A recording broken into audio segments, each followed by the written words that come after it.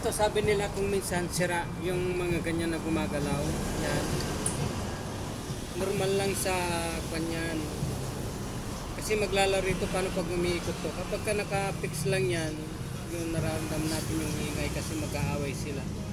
Mag-aaway yung drive gear at saka yung gear na okay?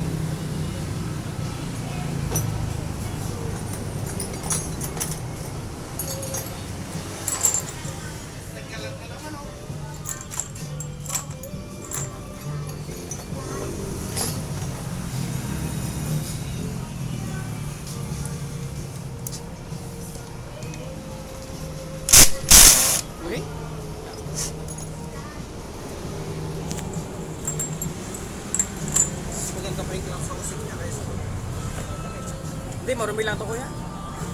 bago yan, bagong pinira. Clutch housing. Nasira ng ginagawa ko sa kwan, sinira na yan eh. May pasag yung Ay! niya eh.